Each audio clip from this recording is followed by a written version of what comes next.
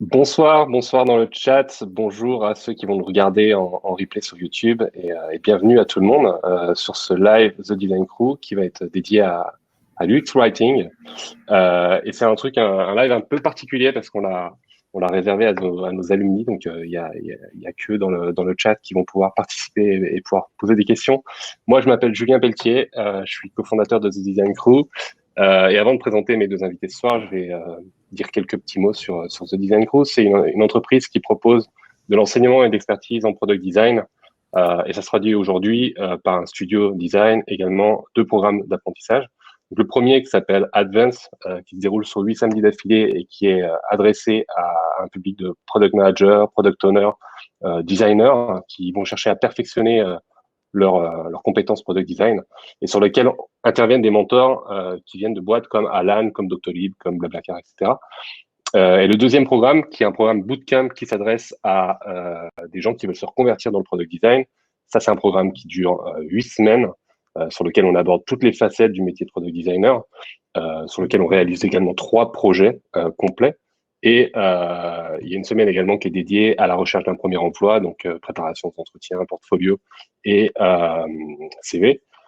Si vous voulez plus d'informations sur ces formations, les dates, les financements, les options de financement, etc., je vous invite à consulter notre site internet thedesigncrew.co. Et voilà. Donc, je me tourne vers vous maintenant, Travis et Mike. Merci d'avoir accepté notre invitation pour parler de UX Writing. Travis, toi, tu es UX Writer chez Airbnb. Oui. Mike, toi, tu es UX Writer chez GetAround, anciennement Drivey. Ouais. Et en général, on commence ces petits webinaires, ces petits lives par des courtes présentations de chacun d'entre vous. Donc, je vais vous laisser la parole. Est-ce que Mike, en 2 minutes, est-ce que tu peux te présenter aux gens qui sont là? Ouais, je peux. Ouais. Merci, Julien. Du coup, moi, c'est Mike. Je suis UX Writer chez GetAround. Ça fait un peu plus d'1 an que je bosse là-bas. Avant, j'étais chez Blablacar pendant 3 ans, un peu plus même. C'était là-bas où j'ai bossé avec Travis. Je pense pas que j'ai eu l'opportunité de bosser avec Julien parce qu'il partait au moment que j'arrivais. Exactement, ouais. Peut-être il a fait exprès. Euh, et, euh, et vous allez entendre mon accent et aussi, je pense qu'aussi c'est un peu évident par mon nom que je suis pas français. Je viens de l'Angleterre et ça fait 5 ans que je suis en France. Merci Travis, à ton tour. Oui, bonjour, je suis Travis. C'est mon accent, je suis clairement pas français. Désolé en avance si vous ne comprenez pas quelque chose. N'hésitez pas à me poser des questions pour clarification. Je suis actuellement UX Writer chez Airbnb. Je suis à Airbnb depuis 3 ans. Et presque 3 ans. Et avant ça, c'était chez Blablacar pour la même période, 3 ans. Où j'ai fait plein de choses, mode startup. Ça commençait avec branding, ça passait à com, ça passait à UX produit, writing. Et maintenant, chez Airbnb, je suis UX writer, mais j'ai commencé à toucher un peu le design aussi. On peut parler à peu près de ça plus tard. Avant ça, c'était cinéma, c'était écrivain, story editor. Donc, je pense le métier de UX writing, peut-être comme le métier de design aussi, ça a attiré le genre de plans, pistes différentes. Donc, on peut parler de ça aussi. Merci. C'est vrai que ouais, on a un point commun, c'est qu'on a travaillé les trois en même temps chez Blablacar, sans forcément tous beaucoup se connaître, quoi. Mais voilà, vous étiez dans l'équipe produit, tout comme moi dans l'équipe produit, mais côté UX Writing. Et d'ailleurs, le métier de UX Writing, est-ce que vous pouvez l'expliquer comme si vous l'expliquiez à un enfant de 8 ans ou à des grands-parents de 88 ans? Ben, en gros, j'ai mis le mot dans le fond, dans le carré. J'ai mis les mots dans le forme. Ouais, voilà. Mais non, plus sérieusement, on aide l'utilisateur. C'est un peu la même mission que le designer aussi. On aide l'utilisateur à accomplir un objectif. On guide, on donne la confiance, on donne on donnait les règles, et on se passait, on donnait un peu un bon esprit, et un peu le magique de l'expérience. Mike, toi, alors tu as eu un petit problème technique, mais Ouais. la question c'était comment tu expliquerais ton métier de UX Writer à soit un enfant de 8 ans, soit des grands-parents de 88 ans. Ouais. Déjà, je pense que je serais incapable à l'expliquer à un enfant de 8 ans parce que j'en connais pas. Enfin, en réalité, je connais pas d'enfant du tout. Et ça, c'est intéressant parce qu'il faut aussi connaître son audience avant de parler, avant d'écrire. Du coup, en tant que UX Writer, c'est important de savoir à qui on s'adresse. Du coup, je parlais avec ma mamie par téléphone la semaine dernière. Et en fait, elle était assez forte parce qu'elle pense que je suis copywriter. Du coup, elle est pas très loin. Mais en fait, j'ai expliqué que, j'ai donné un exemple un exemple un peu réaliste. Elle aime bien acheter les magazines de programmes de télé. Et j'ai dit, un copywriter va te donner l'idée d'acheter la magazine, mais c'est moi qui va te guider dans le magazine en expliquant c'est ça, il y a ça à la télé, voici vos options, et après guider la personne vers le choix final. Ok. Tu as parlé de copywriting. Il y a des métiers de copywriting dans pas mal de métiers, enfin de pas mal de domaines, notamment dans la publicité. Et je voulais vous demander, est-ce que le copywriting dans la publicité, c'est quelque chose qui vous intéresse? Et est-ce que vous avez un slogan préféré? Quelque chose qui vous a marqué et vous a dit, ça c'est bien écrit, c'est super bien écrit. Mike? Est-ce que ça m'intéresse pas trop en réalité? En fait, juste par rapport au contenu en général, ça m'intéresse, mais je sais que je suis pas doué pour ça du tout. Je suis pas quelqu'un qui est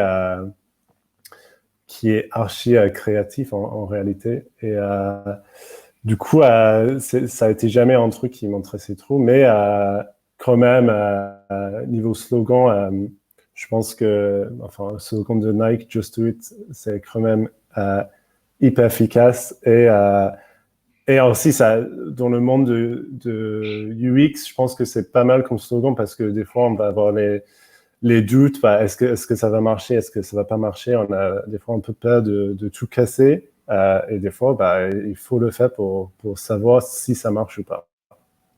Ok. Et pour apprendre ensuite. Travis, toi, sur la pub? Oui, j'adore le sujet, mais comme Mac a dit, je suis aussi pas très doué. Je suis plus doué, je pense, dans le UX thinking. Temps en temps, j'arrive à créer une phrase qui j'adore. On a lancé un produit chez Airbnb qui s'appelle Lux. C'était la maison de œufs qui est genre 1000 balles par nuit ou plus, jusqu'à 20 000 balles par nuit, qui est complètement folle. Et on a essayé de trouver un slogan et on est arrivé à Extraordinary Homes with 5-star everything. Mais on est arrivé à ça parce qu'on était bloqué. On a dit Extraordinary Homes with 5-star quoi? 5-star, amenities, 5-star piscine. Et quelqu'un on a dit, attends, c'est tout en fait. C'est 5-star everything. Et donc, on est lancé avec ça. C'était, je pense, c'est plus ou moins bien marché. Mais normalement, j'arrive pas à créer les choses comme le vrai copywriter comme ça. Une slogan que j'ai bien aimé, c'était dans une pub d'une de ma marque préférée, Patagonia, qui fait le très bon veste et tout ça. Et c'était Don't buy this jacket. Et c'était un pub anti-consommation, mais il faut quand même consommer Patagonia, mais pas trop. Et donc, c'était vraiment Don't buy this jacket, buy quality. Et j'ai trouvé ça hyper malin et ça me marque toujours. Et tous les deux, vous avouez donc ne pas être très doué pour le côté copywriting de publicité, mais vous êtes les deux très bons dans votre domaine de UX writing. C'est quoi la différence? Genre, comment les gens peuvent comprendre la différence entre un copywriter dans la publicité et un UX writer? Je pense que, enfin, la comparaison la plus simple à faire, c'est que l'objectif d'un copywriter, ça va être de vendre en produit. Et pour l'UX Writer, dès que le produit est entre guillemets vendu, on est là pour montrer les étapes pour y arriver, expliquer, guider, aider, montrer les solutions. Et du coup, si on pense aux métriques à suivre, bah, pour les copywriters, ça va être un peu plus les métriques de vente, alors que pour les UX writers, ça va être un peu, enfin, c'est les mêmes métriques qu'on voit dans les équipes produits. Ça va être un peu, surtout lié à la conversion. Et enfin, l'endroit, et c'est là où ça peut devenir un peu intéressant ou confusant, c'est il y a aussi ces deux mondes se convergent vers le product marketing où ça va être de valoriser le travail qu'on fait en équipe produit pour marketer, entre guillemets, nos fonctionnalités. Donc, le product marketing, dans cette conception-là, c'est à la fois vendre et à la fois expliquer et guider à travers les étapes d'utilisation du produit, c'est ça? Ouais. Ok. Enfin, c'est juste comment je vois les choses aussi. Je sais pas si Travis, qu'est-ce que tu en penses? Travis, tu as des trucs à ajouter sur les différences qui existent entre copywriter publicité et copywriter et UX writer? Non, je suis complètement d'accord avec la division Michael fait. C'est le même chez Airbnb. On est up funnel. Up funnel, c'est marketing. Et plutôt dans le produit, c'est UX writing. Mais au terme de métier, je pense que ça existe aussi une différence entre le métier, le UX writer. C'est vraiment, moi, je vois le UX writer. En fait, c'est une discipline de design à la fin. Par exemple, ça existe beaucoup de designers différents. Les designers qui sont spécialisés dans le motion design, le designer qui est plutôt UX thinking, le designer qui fait le petit icône qui est parfait. Et je trouve qu'en fait, un design avec le mot, c'est juste en fait une variété en plus de design. Les gens qui est fort avec le mot, mais commence avec le mot plutôt que la forme. Ça marche très bien dans la boîte qui est plus grande, qui est déjà un design system en place. Comme ça, c'est plus ou moins, tu peux commencer avec le mot et tu peux utiliser le component et tout. Mais ça dépend. Chez Airbnb, on est une grande équipe et ça existe les gens qui font plutôt copywriting et ça existe les gens qui font plutôt long form help center articles. Donc, ça, c'est moins UX writing, mais c'est encore dans la même équipe. Et you have a bunch of different flavors, beaucoup de couleurs différentes des écrivains et des UX writers. Donc, comme le design, c'est un peu, ça dépend quelle boîte tu bosses et ton talent préféré et ton équipe. Si c'est très technique ou très marketing focused, si c'est growth ou autre chose. Ok. T'as mentionné 2 fois, Travis, le parallèle avec le métier de designer. C'est quelque chose auquel je crois pas mal en fait en travaillant chez Blablacar. Je m'étais dit en fait les UX writers c'est des designers, sauf que au lieu d'utiliser des composants d'interface, ils utilisent des mots quoi. Et la démarche est assez similaire finalement. Tu vois des différences toi? C'est quoi les différences qui existent entre le métier de designer et le métier de UX writer, à part l'outil que tu utilises en fait?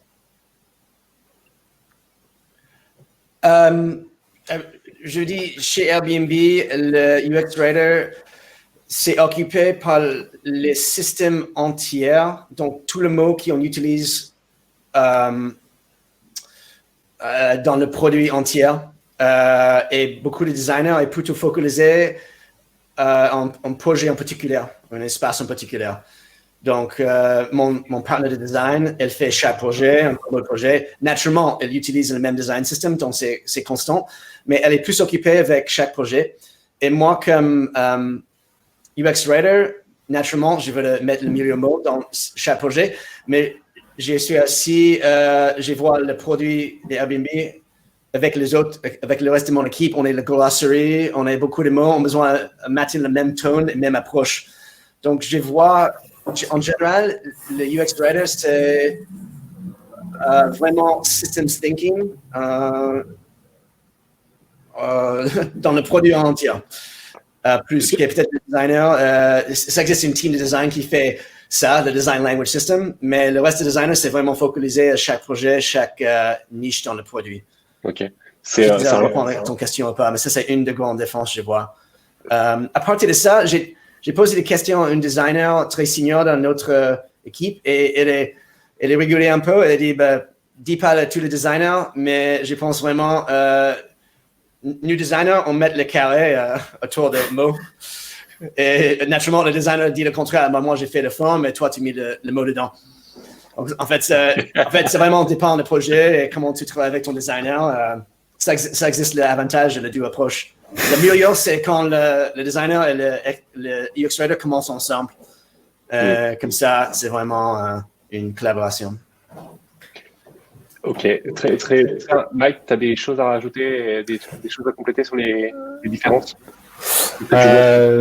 Ouais, je pense que, enfin, par rapport aux similitudes, je pense que les UX writers et les designers, on veut plus ou moins la même solution et on va travailler ensemble pour y arriver. C'est juste qu'il y a une personne qui est plus douée avec les mots que l'autre. Mais enfin, je pense que il y a ce qui est très intéressant. Il y a quelqu'un qui s'appelle Mario Ferrer, qui est UX writer espagnol. Je pense que c'est lui qui a fondé en Meetup UX writer à Barcelone. Et en fait, lui, il a dit qu'il trouve que les mots sont des composants. Enfin, c'est juste son approche. Il voit les mots comme des composants. Et ces mots font partie dans tout un système qui trouve des solutions pour les utilisateurs. Le parallèle entre les composants et les mots, c'est quoi? C'est la réutilisabilité qui est mise en avant. C'est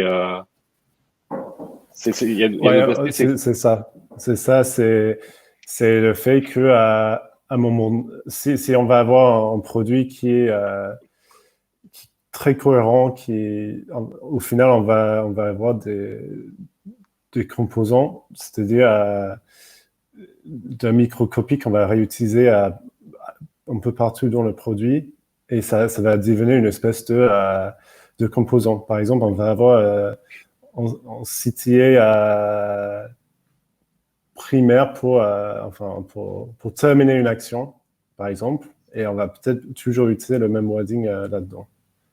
Et c'est un peu son approche que les mots pourraient devenir les composants qu'on peut réutiliser. Les fameux confirmés ou validés qu'il faut aligner dans les CTA au travers du produit, quoi. Ok. Ça me rappelle quelque chose.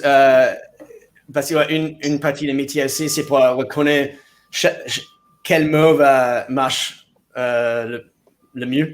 Et je pense, chez Airbnb et dans notre boîte, c'est l'UX Writer qui aussi peut tester le mot différent en mode A/B test ou ABC test. Et connaît un peu, un verbe va être mieux là, un mot plus d'action. Par exemple, chez Airbnb, on est testé reserve versus book dans le PDP, qui est le produit de description de listing, et réserve beaucoup plus de conversion. Genre plus 10% qui est énorme en fait. Et c'est parce que book, les gens pensaient, c'est final, je ne peux pas booker, je ne sais pas. Et donc, c'est un petit changement comme ça. Et c'est le Word Geeks, les UX Writers peuvent vraiment focaliser à ça aussi. Tout à l'heure, tu as parlé de design system également.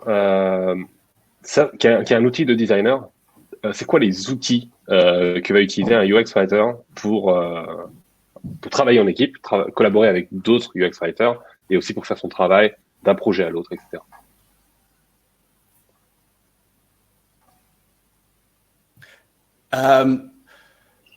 Le glossary, le terme. On est chez Airbnb, on est en site avec le style guide pour le mot. C'est très technique. C'est semicolon, période, grammaire. etc. Mais aussi, c'est très focalisé aussi sur le tone que tu utilises, quand, etc., comment tu utilises un CTA. Le glossary, tous les mots on utilise, tous les mots on n'utilise pas, et pourquoi. Et enfin, on a commencé récemment à travailler avec les team design system pour intégrer le règle, à peu près le mot, dans chaque component. Donc ça, je pense que ça, c'est hyper puissant, parce que comme ça, tu peux en fait comment dire, faciliter, enable les designers utilisent et écrit avec une system design, écrit le mot qui marche plus ou moins et design avec le mot. Et comme ça, peut-être tu n'as pas besoin tu n'as pas besoin plus de UX writers, mais tu peux utiliser les UX writers comme editors, tu vois. Tu donnes un coup de propre et c'est parti. Est-ce que ça veut dire que tu vas te retrouver avec des CTA qui vont être save, le même bouton, mais avec un mot save, un mot reserve, un mot edit, etc., etc. Tu vois. Ouais, on a tous les design systems en Figma et tu peux imaginer le component différent avec une explication. OK, utilise cette CTA dans le cas comme ça, utilise cette CTA rarement dans le cas comme ça, etc. Un peu le règle pour le mot. Même comme le design system est écrit comme ça, utilise cette forme de bouton qu'avec cet écran, cette flow. OK. Mais c'est intéressant parce que chez nous, chez Catalan, on est en train d'explorer l'idée de faire ça aussi, d'avoir les variantes des composants. Les variantes existent déjà, mais ça peut être, par rapport aux boutons, ça peut être, ça va être les primaires et secondaires, mais aussi l'idée d'explorer les variantes de composants avec les wordings qui sont déjà faits. Et on peut sur notre radar aussi en mode, est-ce que ça va nous gagner du temps et aussi avoir un produit qui est plus cohérent? Je pense que oui. Le problème aussi, c'est juste de gérer tous ces variantes, je pense, dans Figma. Pour éviter d'avoir une centaine de variantes, par exemple. Exactement, ouais. Toujours sur le tooling, Mike, on a parlé de glossary, on a parlé un peu de guidelines, de tone of voice, etc. Chez GetAround, vous avez quoi en place? Ça prend quelle forme? Je suis dans l'équipe Design System, ce qui aide. Je pense que notre structure est moins grande que chez Airbnb. Du coup, je fais partie de cette squad. Ce qu'on essaie de faire, c'est aussi mettre les guidelines principales dans Figma aussi. Du coup, si je vais utiliser un composant, d'essayer de mettre le guideline à retenir, pas par exemple juste un exemple, ou juste n'importe quoi comme placeholder. Comme ça, au moins, si tout le monde peut au moins suivre ce guideline, ça va nous aider. Et à part de ça, il y a tout un travail de glossaire à faire aussi, comme Travis a dit. Ce qui est hyper important, à la fois pour collaborer avec d'autres équipes, pour avoir un tone of voice qui est plutôt cohérent un peu partout, mais aussi pour nous aider à localiser notre produit aussi. Du coup, ça va avoir deux versions du glossaire, en réalité la version anglaise, mais aussi les traductions pour chaque terme. Ok. J'en profite pour faire un petit message au chat. On va poursuivre la discussion pendant une vingtaine de minutes là. Vous avez un onglet qui s'appelle questions dans lequel vous pourrez poser des questions sur les 15 dernières minutes de l'événement. On prendra les plus votées, donc posez des questions et votez également pour celles que vous voulez voir passer en priorité. Et on se retrouve et on passe ça d'ici 20 minutes. Mike, je vais rester sur toi et te demander, donc tu me disais que en off tout à l'heure, que vous aviez 3 designers chez GetAround, que toi tu étais le UX writer pour cette équipe produit-là. Comment tu comment tu collabores avec eux? Est-ce que tu fais toute la copie? À quel moment tu es impliqué sur les projets, etc. Et après, prépare la réponse, Travis, parce que je reviendrai avec la même question. Ouais. Ça dépend des projets. Je pense qu'en fonction du projet, il y a un enjeu UX Writing qui est plus important que d'autres. En fait, on essaie de voir, enfin, on peut en amont si je devrais être impliqué tôt. Enfin, ce que je veux, c'est aussi le plus tôt possible, mais il faut être réaliste que je peux pas être partout tout le temps. Du coup, il y a certains projets où je vais être plutôt en mode consultant, où je vais donner un coup de main vraiment vers la fin et juste un peu en mode proofreading, juste pour vérifier que tout va bien. Il y a d'autres projets où je vais être plutôt en mode ce qu'on appelle partner, où ça va être beaucoup plus de collaboration, travail tous les deux ensemble, ça aide aussi avec Figma, c'est qu'on peut être en train de bosser en même temps et vraiment collaborer, ce qui est parfait. Et aussi, il y a d'autres projets où je vais être un peu plus en mode owner et ça va être des projets, mais ça va être surtout l'UX Writing qui prend l'ampleur. J'ai de la chance, c'est que mes trois designers, ils vont toujours chercher les solutions autour des mots aussi. Je vais jamais me tomber dans un fichier de Figma où il y a de Lorem Ipsum un peu partout. Ils vont toujours chercher les solutions. Je pense que la différence, c'est que ils vont peut-être faire plusieurs solutions avec ce qu'on va dire, où les visuels ou l'interface sont différents. Et par contre, moi, je vais faire peut-être plusieurs solutions où je vais juste réécrire juste les deux lignes de texte. Je vais essayer de voir, je sais pas combien de solutions. Et je pense que c'est ça la différence. Genre, je vais passer du temps à reformuler les phrases, alors que eux, ils vont passer un peu plus de temps à retravailler l'écran. Mais ouais, j'ai quand même de la chance qu'ils cherchent les solutions par les mots aussi. Ok, merci. Travis, même question pour toi. C'est quoi alors déjà, c'est quoi le ratio qui existe entre nombre de UX writers et nombre de designers chez Airbnb? Combien vous êtes de UX writers chez Airbnb? Et comment vous abordez les projets? À quel moment vous êtes impliqué, etc. Oui, c'est une équipe. C'est pas comme Facebook. Je pense que l'équipe de UX Writing chez Facebook, c'est genre 200 personnes. Chez Airbnb, on est plutôt 40, qui est encore énorme. Avant Covid, on était plus, on est plutôt 60.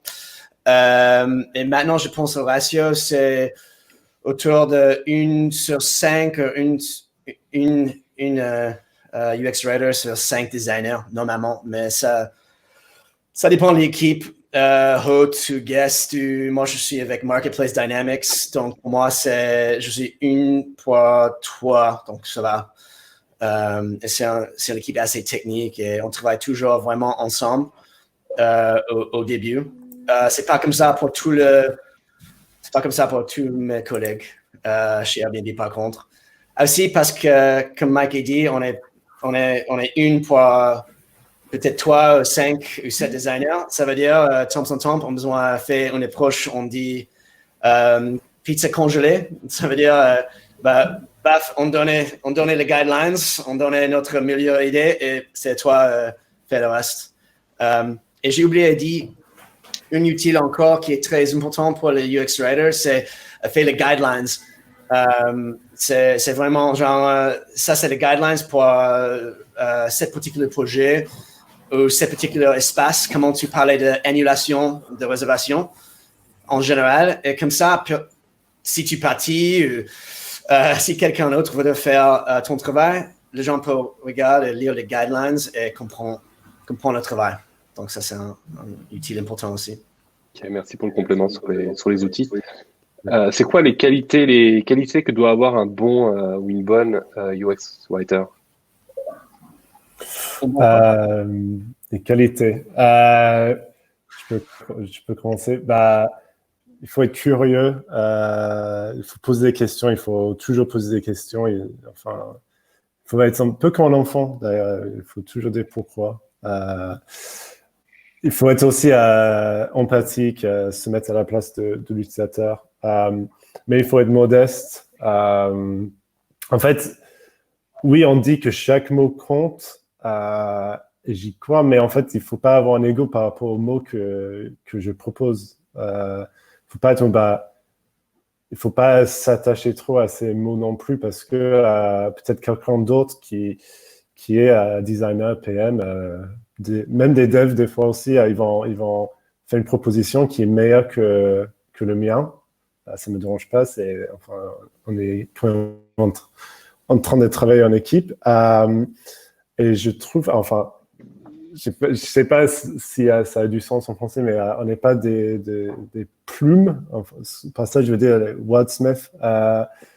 Enfin, moi, je suis pas la personne la plus forte à l'écrit en réalité, mais je suis capable de manipuler la langue et comprendre les nuances, ce qui est plutôt important. Mais il faut pas être genre le meilleur writer du monde parce que dans ce cas, je serais probablement écrivain et très connu, je pense. Mais voilà. Il y a une vraie différence entre écrire et la créativité. En fait, c'est pas tant de la créativité qu'on va te demander plutôt que un sens de la logique et réussir à mettre des idées en place et en ordre. Travis, toi, tu as des qualités que dont tu veux parler pour les bons UX writers? Pas beaucoup plus que Michael. J'avais juste dit, oui, un sens de hiérarchie, un sens de logique, un sens de information architecture qui vraiment peut faire beaucoup de concepts en vente en UX, c'est plus compliqué et ont besoin de simplifier pour les gens. Donc, j'adore la simplicity. Je pense un bon UX writer, c'est aussi un bon rédacteur. Parce que et ça parle un peu des idées qui beaucoup de gens ont les idées et les idées suivent plus fort que les miens, mais il faut comment intégrer toutes les idées et faire les phrases plus simples et plus parfaites possible. Ok. On a parlé un petit peu des parallèles qui existaient entre le métier de designer et celui de UX writer. Mike, tu parlais dans les qualités, tu parlais d'empathie.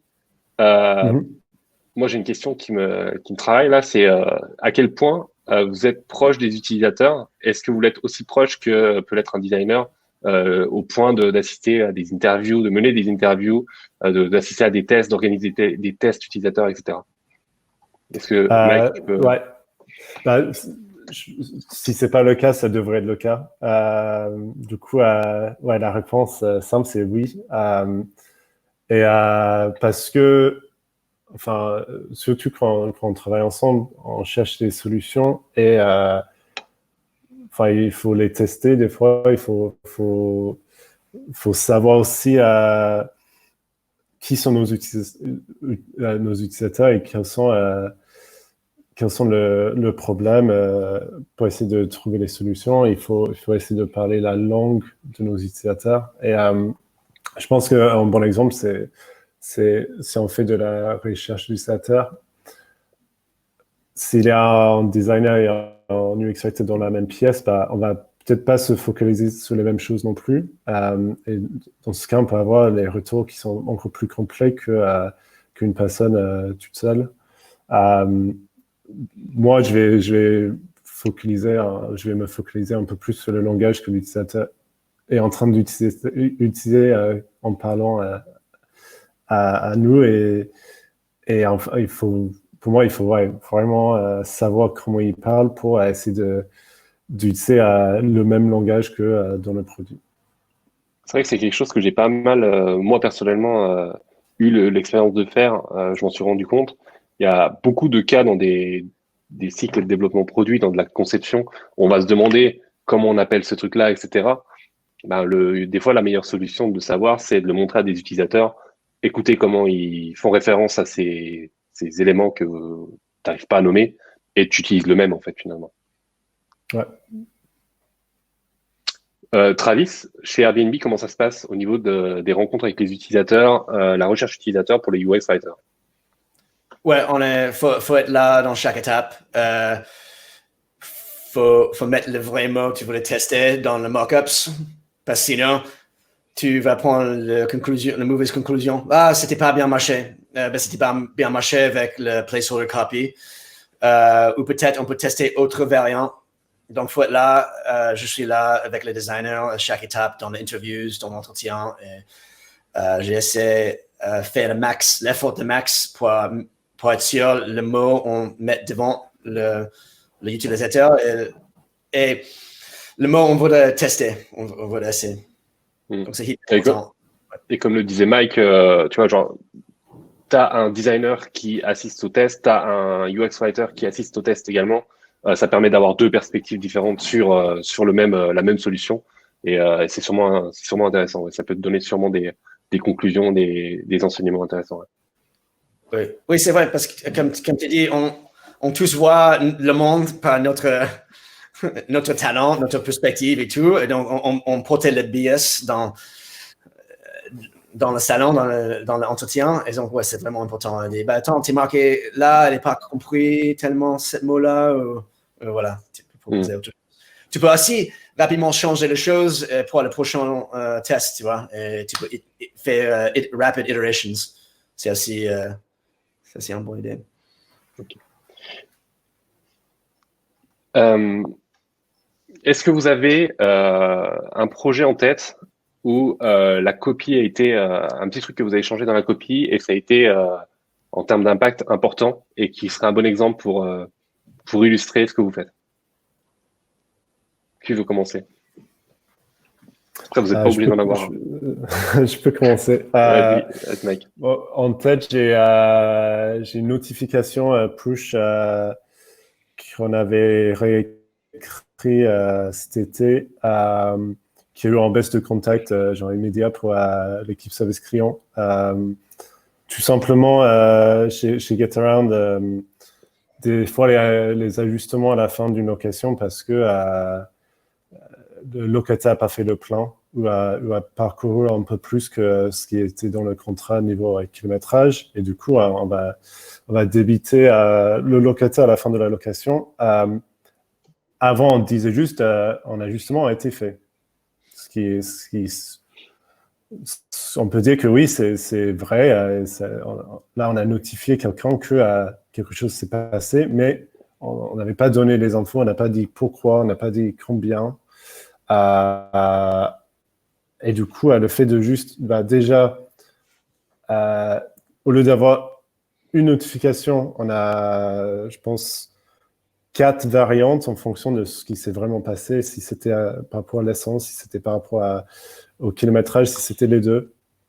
Et on a vu un impact immédiat par rapport au taux de contact, ce qui était assez flagrant. Du coup, mais ça c'est aussi un vrai exemple où c'est beaucoup plus UX writing pur que la collaboration entre un UX writer et un designer. Par contre. Travis, un exemple de ton côté?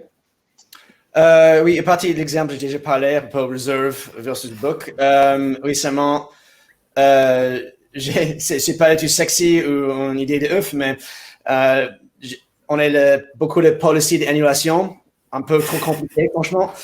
Et naturellement, c'est un sujet de COVID. J'ai voulu annuler. Pourquoi j'ai reçu 0 comme refund? Et c'est parce que notre policy est hyper compliquée. C'est écrit, ouais, tu peux peut-être reçu, et on est ajouté non-refundable au début, et le reste. Et naturellement, confusion, comme ça, moins de tickets, moins des appels de support. Voilà. Temps en temps, tu peux juste regarder les choses qui est évident, faire l'échange, test, A/B test, tu vas voir. Aussi, on est simplifié le policy d'annulation, on est enlevé la 12e période, donc on a dit juste free refund up to this point, et le reste était dans le timeline. Et c'était aussi le conversion est monté, bookings est monté aussi. Donc, voilà, c'est du petite chose. Il me restait une question avant qu'on passe aux questions des gens qui l'ont posé dans le chat, qui sont présents. Est-ce qu'il y a un truc, alors on a une audience essentiellement de designers, quel conseil vous donneriez, un conseil facile que vous donneriez à des designers pour step up un peu leur UX writing game? Ouais, bah, un truc un peu simple, quand vous faites de la recherche d'utilisateurs, déjà, il faut, pendant la transcription des notes, il faut utiliser le mot, les mots des utilisateurs. Et comme ça, vous allez voir direct les habitudes linguistiques des utilisateurs, quel mot ils utilisent pour quel truc. Enfin, par exemple, chez nous, ça peut être est-ce que les utilisateurs utilisent le mot voiture ou véhicule. Et l'autre chose, c'est juste dans les maquettes, même les wireframes, jamais lorem ipsum, même si vous n'êtes pas à l'aise de juste mettre un truc qui pourrait, même si c'est en placeholder, mais pourrait être réaliste, ça va vous aider à trouver d'autres pistes plus tard et aussi à savoir quels composants il faut utiliser.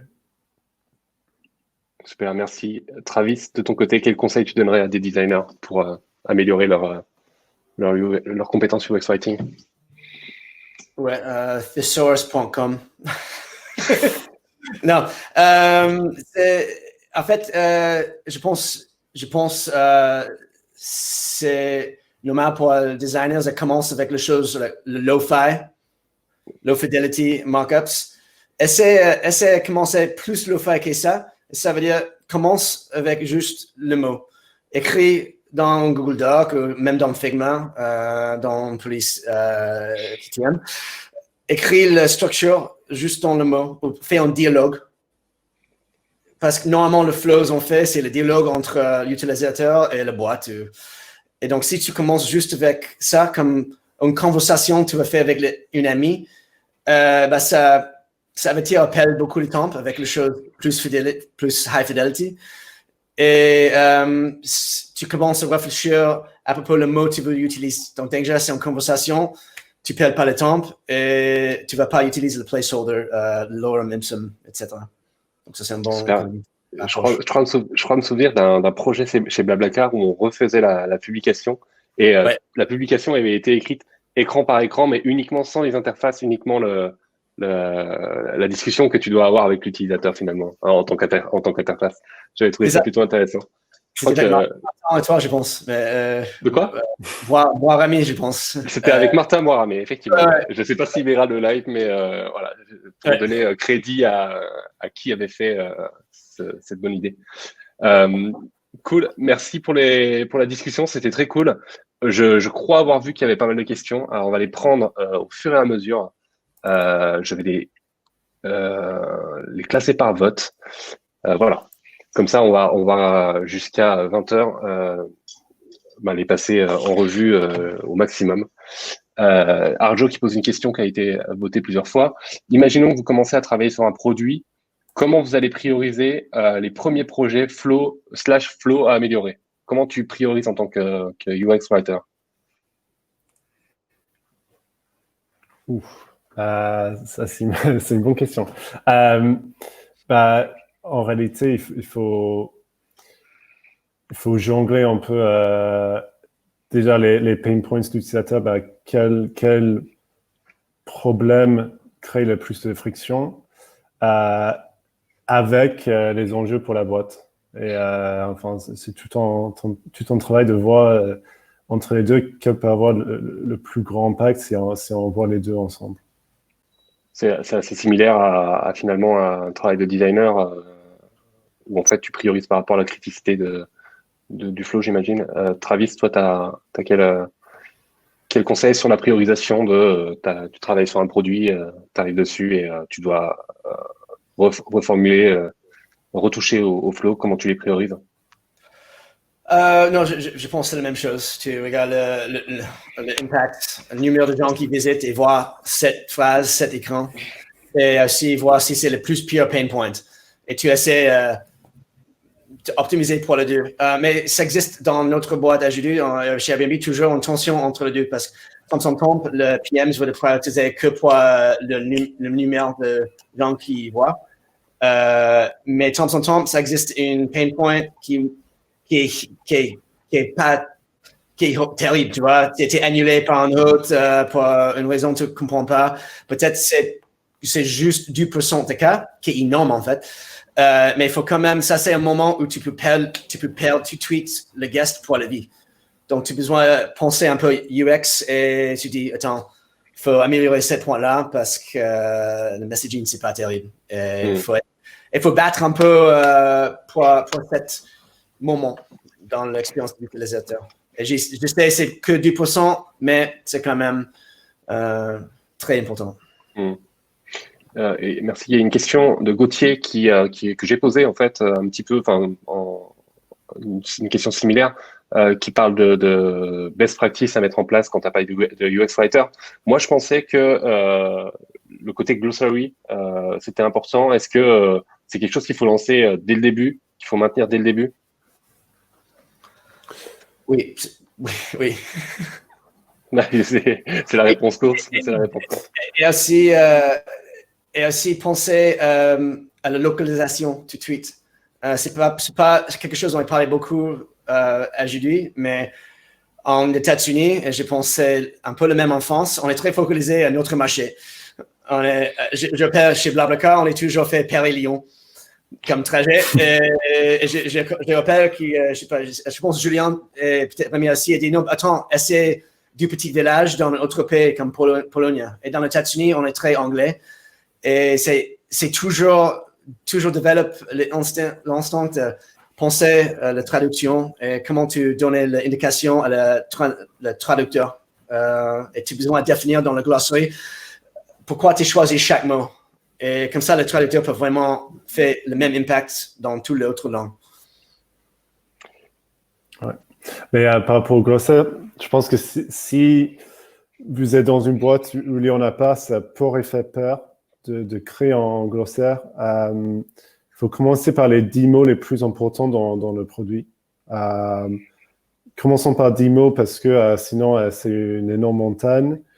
Et ensuite, il faut juste voir, OK, si vous êtes en train de bosser sur une fonctionnalité, quels sont les mots qui sont réutilisés dans plusieurs écrans dans la fonctionnalité et ajouter ces mots dans le glossaire et pourquoi vous avez fait un choix. Un exemple chez nous, c'est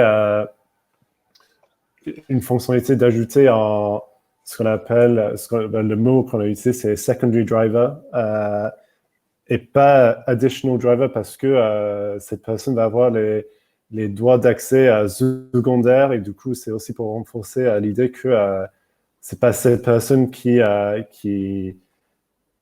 prend vraiment en charge toute la location, c'est juste quelqu'un qui va peut-être prendre le volant pendant un moment. Ouais, c'est une bonne approche de se dire on va se limiter à 10 mots pour Glossary, comme ça on ne sera pas limité. Une question pour vous deux. Glossary dans vos boîtes, c'est combien de mots? Comment? Vous savez, vous avez une idée? Le Glossary chez Airbnb et le Glossary chez Getaround, c'est combien de mots à peu près? Combien de formules? Combien de... Regardez, est-ce que vous avez une idée? C'est genre 700, 1000, c'est beaucoup. En fait, on a besoin d'un temps réorganiser parce que maintenant c'est dans Google Sheet et c'est l'enfer. Donc, ouais, le note, c'est beaucoup moins. Mais je suis en train de le refaire aussi, du coup. C'est un peu dur à savoir concrètement. Mais ce qui est à peu près dur, et je ne sais pas si un plugin existe, mais c'est incroyable d'avoir un plugin Figma où ça peut faire une espèce de check entre le glossaire et les écrans. Et niveau localisation, il faut absolument mettre le glossaire dans l'outil de localisation et de traduction qui est utilisé par la boîte. Ça, c'est indispensable. Ça fait écho à la question suivante de Gauthier également. Comment vous les gérez ces localisations, ces traductions? Comment vous assurez que ce que vous avez pensé, la démarche que vous avez pensée quand vous avez choisi un mot, elle sera bien transmise à des traducteurs. Ça, c'est un sacré challenge. Ça va être intéressant d'entendre l'avis de Travis après. Par exemple, chez Gatter, on n'en a pas de localization manager. Du coup, je pense que ça devient un peu plus dur pour nous que, par exemple, chez BlaBlaCar, il en a, et cette personne va travailler avec les traducteurs externes pour les briefer, pour les former sur le tone of voice de la boîte. Chez nous, chez Gator, vu qu'on n'a pas de localization manager, j'ai des meetings assez réguliers avec les traducteurs, juste pour aussi donner un peu les avant-premières des fonctionnalités sur lesquelles je suis en train de travailler pour dire un peu en avant mes choix de wording là-dedans. Et aussi de juste communiquer avec ces personnes pour savoir aussi qu'est-ce qu'ils ont eu du mal à faire niveau traduction et pour voir si on peut améliorer les tools, le process en général. Travis, on était curieux de savoir comment ça se passait chez Airbnb. Oui, on est en équipe de localisation, mais c'est encore un sujet à améliorer. On est le Localization Project Manager. Si on invite le LPM dans le kick-off pour le projet, ça passe mieux. Cette personne peut aider à briefer le traducteur. Aussi, c'est très important pour le UX Writer, écrit dans chaque string, chaque phrase, parce qu'on utilise des phrases où on met l'ingénieur, le dev fait définir les phrases clés et après on met les phrases dedans. Et la description, c'est hyper important pour décrire en détail. Et ça prend beaucoup de temps. Mais tu dis, j'ai choisi ce mot-là, pourquoi? Et enfin, fais le QA. Fais le QA avec les gens locaux. Même si c'est un marketing manager, si tu n'es pas les gens locaux, fais le QA avec eux. Et pas dire que ça ne passe pas du tout dans ce contexte-là. Ou vraiment fait le QA dans toutes les langues principales. Naturellement, Airbnb, on est, je ne sais pas, 50 langues différentes. On teste pas. Mais on est le premier rang, Tier 1 Languages, qui est un peu 8 ou 10. Et on toujours fait le QA avec le 8 ou 10 langues qui correspond avec le marché plus important pour Airbnb. Merci. La question suivante de Pierre, comment vous alignez avec la Brand Team? Alors j'imagine que c'est une question liée au tone of voice général de la marque. Comment vous alignez pour que dans le produit, dans tous les touchpoints auxquels vous interagissez, ça soit aligné avec le tone of voice général de la marque? Je te laisse, Travis. Chez Airbnb, je pense que c'est un peu unique. C'est l'équipe design qui est vraiment je veux dire, pouvoir, c'est un peu crasse, mais c'est l'équipe design qui est définir le tone of voice et tout dans l'époque. Donc, c'est pas vraiment un problème de friction. C'est définir pour la boîte, c'est comme ça. Le team marketing, c'est aligné avec nous, mais tu toujours un peu prendre le conseil de nous quand le team marketing est en train d'écrire les choses. Donc, on travaille vraiment bien ensemble. Et on connaît les frontières aussi. On connaît les frontières, le brand campaign, c'est vraiment le brand campaign, on ne touche pas. Mais je ne sais pas, c'est aligné avec les boîtes et chacun vraiment comprend le tone of voice Airbnb et c'est un peu global. Donc, c'est jamais tu vas voir le team brand qui prend une piste bizarre. C'est toujours belong anywhere. OK. Mike, comment ça se passe chez GetAround? Je pense qu'on a l'avantage d'être moins nombreux, du coup, j'ai moins d'interlocuteurs là-dessus. Mais le plus important, ouais, c'est vraiment la communication tout le temps entre l'équipe brand et design pour savoir où on est, pour s'aligner. Et par exemple, si je vais organiser une content critique ou une design critique, si c'est pour avoir des retours sur l'UX writing dans une exploration, je vais inviter quelqu'un de l'équipe brand aussi pour avoir le retour, pour voir aussi ce que cette personne pense, parce que des fois, il ne faut pas toujours rester entre designer ou même l'équipe produit. Il faut inviter à d'autres personnes assez critiques parce que ils vont avoir des points de vue hyper intéressants aussi. Plutôt d'accord sur ça. Plutôt d'accord. Quelles sont une question de Cyril, quelles sont les plus grandes erreurs à ne pas faire en matière de UX writing? On a deux personnes expérimentées, des erreurs peut-être que vous en avez fait beaucoup. C'est quoi qu'il faut éviter? Je pense, en général, le plus grand erreur que tu peux faire, c'est deux choses qui est un peu alignées. Tu assumes trop les moods ou les situations des utilisateurs. Et la chose qui est alignée avec ça, est que tu essaies à faire mettre un peu trop le fun, trop l'émotion dedans. Je vais donner un exemple. Chez Airbnb, tu peux facilement écrire une mot de célébration dans un email de confirmation à peu près en hasard et tout. Ah bah, ton voyage va être trop chouette, etc. Mais tu imagines les gens qui allaient et utilisaient Airbnb pour aller en entraînement de leur oncle. Une raison plus grave. Et donc, tu as besoin de toujours regarder et dire, OK, c'est quoi toutes les situations différentes le user peut être impliqué et checker si ton idée marche pour tout parce que ça a besoin vraiment accessible et pour tout le monde, pas juste les gens qui sont en train de faire les fêtes ou dans le sautonnage. Donc, vraiment être ouvert et non, don't assume. Ok. Mike? Ouais, d'autres erreurs de ton côté? C'est un peu lié, c'est de ne pas vraiment comprendre le problème avant de commencer à écrire parce que, enfin, des fois, ça laisse simple comme solution, mais on n'a pas pris en compte plein de trucs avant de commencer à écrire. Et du coup, on va écrire quelque chose qui est pas du tout adapté à d'autres choses. C'est de trop dire, de mettre trop d'informations et de finir par écrire quelque chose qui est compliqué à lire parce qu'il y a trop de choses qui se passent dans les deux lignes. Si on se rend compte qu'il n'y a pas de place pour tout dire, peut-être il faut changer le design aussi pour voir comment on peut mieux transmettre les informations. Et juste pour terminer, une erreur, c'est d'essayer de rendre sexy son travail parce que UX Writing n'est pas sexy. C'est pas sexy. Pourquoi? Non. Tu peux développer?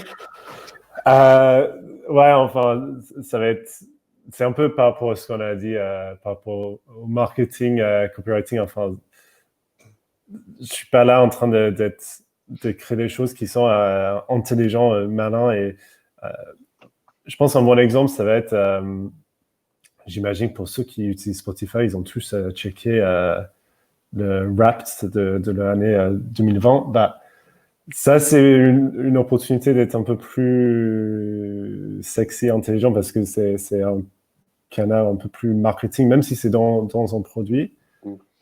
Imaginons que Spotify parlait toujours comme ça dans le produit, c'est angoissant, c'est énervant, c'est juste pas possible d'utiliser ce produit. Ouais, parce que t'as le design, le crafter le message pour un truc qui est one shot, qui va être vu une fois, et t'as aussi crafté le message pour la répétition. Si tu mets des trucs un peu fun partout dans ton interface, faut penser que la personne, Spotify, elle l'ouvre peut-être plusieurs fois par jour et qu'elle va se retaper les mêmes messages, etc. et les mêmes blagues. Alors, Ouais. ça fait rire une fois, mais ouais, ça peut être très Ouais, je pense qu'il avait pas mal de trucs assez intéressants à lire par rapport à Animal Crossing et à les blagues ou la copie qui est là-dedans parce que en effet, il y a certains messages qui vont s'afficher tout le temps parce que le produit est comme ça. Et du coup, il faut faire attention de ne pas aller trop loin parce que même si peut-être la blague est drôle, ça va être jamais drôle après 2, 4, 10 fois. Certains. On est arrivé au bout de l'heure. Alors, il reste des questions. Je suis désolé pour ceux qui ont posé des questions qui n'auront pas de réponse. Je vais essayer d'en faire une copie et on verra comment on peut y répondre. Peut-être on fera des tweets, on fera des posts Instagram, je sais pas, on essaiera de trouver des formats. Je pense que juste en scannant certaines questions, je pense qu'il y a un truc, si on parle de où trouver les guidelines, bah, il ne faut pas tout inviter. Il y a plein de choses qui sont déjà écrites et il ne faut pas hésiter à prendre des guidelines de d'autres boîtes. Il y en a qui sont très, très complets et ouverts et je pense que vous le faites déjà pour les composants, on va dire un peu plus UI et n'hésitez pas à faire ça pour l'UX Writing aussi. Cool, super, bon conseil. Merci infiniment à vous deux, messieurs. C'était cool. J'espère que c'était intéressant et que les gens dans le chat et sur le replay auront appris beaucoup de choses. Je vois qu'il y a des notifications sur le chat là. Je sais Merci pas comment. Merci, ouais, merci. On essaiera de voir ce qu'on peut faire pour les questions qui ont été laissées en suspens. J'espère qu'on arrivera à se recroiser également tous quand cette histoire de Covid sera terminée. Je vous souhaite une bonne soirée à tous. On se revoit bientôt pour un prochain live. À plus. Merci. Merci. Bonne soirée. Bonne soirée. Ciao.